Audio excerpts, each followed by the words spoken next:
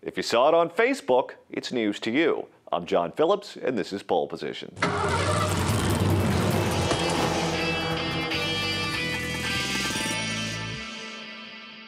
A recently released Pew poll shows that more millennials and Gen Xers get their political news from Facebook than any other source. Let's go ahead and take a look at the numbers, starting with the baby boomers.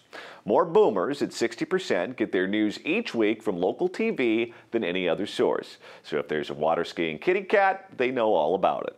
Then comes the major networks. 47% pick NBC News, and that same number picks Fox News. 44% go with ABC, 43% with CNN, 39% go with CBS News, and 39% get their news from Facebook. MSNBC, PBS, and NPR round out the top 10. Moving on to Generation X, we see a very dramatic shift.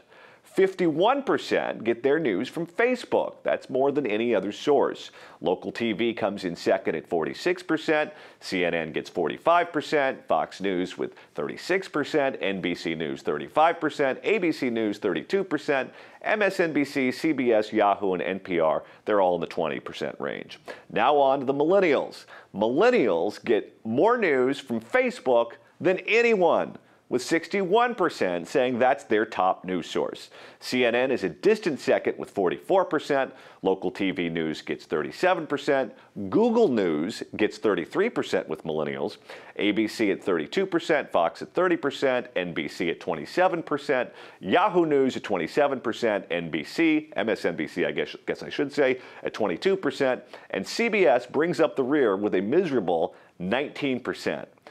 This is a major change in how Americans consume their news. We're shifting away from the supposedly impartial news providers and more towards what our friends post, often with their own editorial take. Now, it's not necessarily a bad thing. We know many of the major networks simply hide their bias behind a mask of being impartial. So the less trust we give them, the better off we are. But there are big potential problems. Remember that Facebook and Google, they're not impartial themselves. They're both lobbying the White House as hard as they can for political causes. For instance, they both want to massively increase the number of foreign guest workers allowed in the country every single year. And you may recall that Facebook announced a plan to actually bury what they consider fake or questionable news items, which gives them enormous power of control over what political news people see. Here's something you can't forget, though.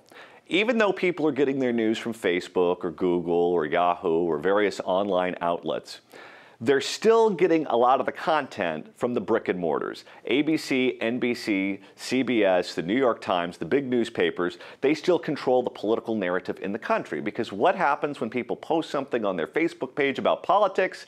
It frequently involves a link to one of those sources. We may change the way we view it. We may see it on our computer instead of our television or instead of reading it in a newspaper, but it's still the same content. And if you look at Yahoo or Politico or any of those online news sources that cover politics, frequently they hire the same people that are writing for the New York Times or on NBC or ABC or CBS. Or you'll see someone from Politico on Meet the Press, or someone from Yahoo News on Fox News or MSNBC or CNN.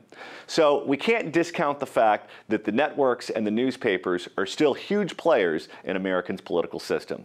But now we know how to keep them honest. You can comment on them in the Facebook feed. You can post a rebuttal story from the Wall Street Journal or some other conservative outlet, and you can fight with your fifth grade teacher. That's the position of the polls, but now it's time to make your opinion known. Where do you get your political news? Do you trust Facebook to give you the facts you need, or do you go other places? Tell us your thoughts in the comments section below. I'm John Phillips for Pole Position. Thanks so much for watching.